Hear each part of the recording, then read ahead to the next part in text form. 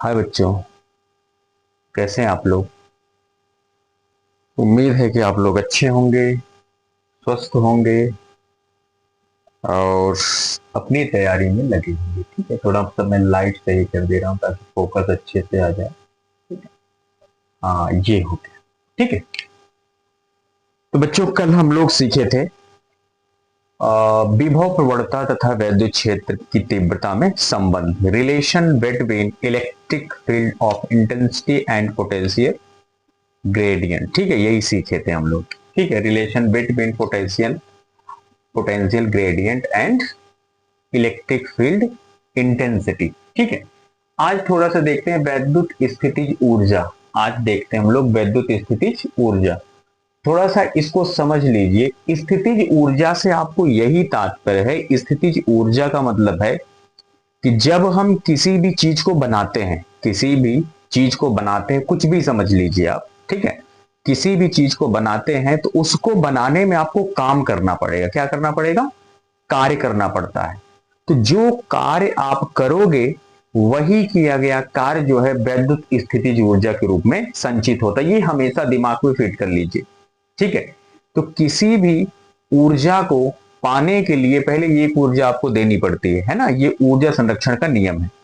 तो आप ऊर्जा रख पाओगे या बना पाओगे तो उसके लिए आपको काम करना पड़ेगा, है ना, वो कार्य करना पड़ेगा। तो वही चीज लिखी गई है कि दो या दो से अधिक बिंदु आवेशों से मिलकर बने निकाय की वैद्युत स्थितिज ऊर्जा उन्हें अनंत से परस्पर निकट लाकर उस निकाय को बनाने में किए गए कार्य के बराबर होती है। जैसे फॉर एग्जाम्पल थोड़ा सा समझ लो। यहां से मान लो अनंत पे दो आवेश हैं, Q1 है, Q2 है। थोड़ा सा समझा दे रहे हैं हम आपको। Q1 है और Q2 है। ये बच्चों कहां है? आपके अनंत पे है। ठीक है, मान लिया हम इसको यहां लाना चाहते हैं, यहां हम इसको लाना चाहते हैं और लाके एक सिस्टम बनाने की कोशिश करेंगे, एक निकाय बनाएंगे। क्या बनाएंगे? एक निकाय, सिस्टम बनाएंगे। ठीक है, अनंत पे जरूरी नहीं कि दो ही आवेश हो, और भी हो सकते हैं, दो से अधिक भी हो सकता है। ठीक है, तीन चार पांच, भाई दो या दो से अधिक को डिफिनेशन में कह रहा है। ठीक है, तो हम बच्चों जब पहले वाले आवेश को लेके आएंगे, पहले वाले आवेश को यहां उठा के लाएंगे, रख देंगे, तो जब हम ये पहला मान लो दोनों पॉजिटिव है बच्चों, दोनों क्या है? पॉजिटिव है। तो जब हम पहले वाले आवेश को लेके आएंगे, यहां रख देंगे, तो यहां रखेंगे तो इसका विरोध करने वाला कोई यहां पहले मौजूद नहीं है। तो Q1 का विरोध करने वाला कोई वहां मौजूद नहीं है। तो Q1 को जब लाएंगे आप तो इस दौरान कोई कार्य आपको करना नहीं पड़ेगा। इस दौरान जो कार्य होगा वो क्या होगा बच्चों? जीरो होगा। आपका कार्य क्या होगा? जीरो। बट आप जैसे ही Q2 को लेके आओगे तो ये क्या बना देगा? लाके रख दोगे तो क्या बना देगा बच्चों? एक वैद्युत क्षेत्र बना देगा। क्या बना देगा? वैद्युत क्षेत्र। पॉजिटिव है तो अपने से दूर बनाएगा। ठीक है, दूर बनाएगा। अब वैद्युत क्षेत्र बनाएगा तो वैद्युत क्षेत्र एक बल भी तो लगाता है भाई। ये क्या लगाता है? वेल, ये बल लगाएगा। तो कौन सा बल लगाएगा बच्चों? वैद्युत बल लगाएगा। कौन सा बल लगाएगा? वैद्युत बल। ठीक है, इंग्लिश में क्या कहते हैं? इलेक्ट्रिक फोर्स,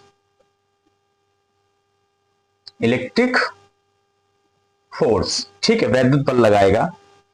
ठीक है, तो ये वैद्युत बल किधर लगाएगा भाई? कोई भी चार्ज लेके आओगे, प्लस का लाओगे तो उधर धक्का देगा, माइनस का लाओगे अपनी तरफ भेज लेगा। लेकिन मैं ला रहा हूं प्लस का, समझ में आई बच्चों? ठीक है, मैं ला रहा हूं प्लस का। जैसे आप Q2 को आप लेके आओगे, इसके वैद्युत क्षेत्र में जैसे ही Q2 को लेके प्रवेश करोगे तो ये वाला जो Q1 है, Q2 को क्या करेगा? धक्का देगा। क्या करेगा बच्चों? धक्का देगा। किधर देगा भाई? आप जानते हो प्लस प्लस के बीच में क्या होता है? प्रतिकर्षण होता है। क्या होता है? प्रतिकर्षण होगा बच्चों। माइनस माइनस के बीच में क्या होगा? यहां भी प्रतिकर्षण होगा। प्लस और माइनस के बीच में क्या होगा बच्चों? यहां आकर्षण होगा। समझ में आई बात?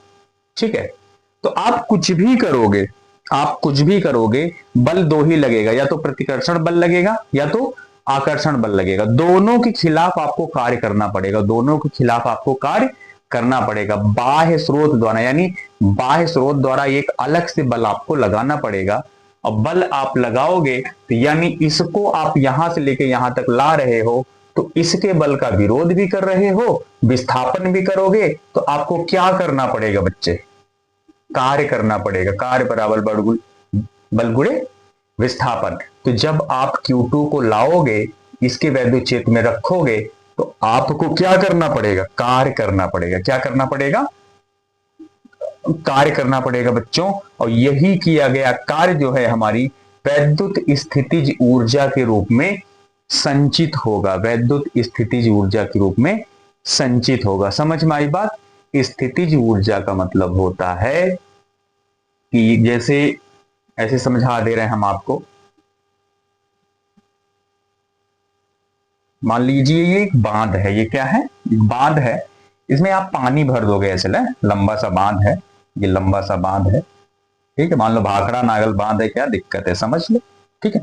इसके ऊपर पानी भरा रहेगा। क्या भरा रहेगा? पानी भरा रहेगा। पानी भरा रहेगा तो पानी स्थिर है, पानी दीवार के सहारे स्थिर है। अगर दीवार टूट जाए तो बच्चों क्या होगा? अचानक से सारा पानी बहुत तेजी से, बहुत वेग में क्या होगा? आगे बढ़ेगा, और जहां भी पहुंचेगा पानी वहां क्या होगा? क्षतिग्रस्त कर देगा। चाहे वो मकान हो, चाहे गांव हो, चाहे कुछ भी हो, सब एकदम जलमग्न हो जाएगा। यानी उस पानी के अंदर क्या मौजूद थी? क्या निहित थी? ऊर्जा, ठीक है। किस रूप में? स्थितिज, पानी आपका स्थिर था तो उसमें स्थितिज ऊर्जा मौजूद थी। ठीक समझ में आई बात? तो वैसे ये भी होता है बच्चों आवेश को।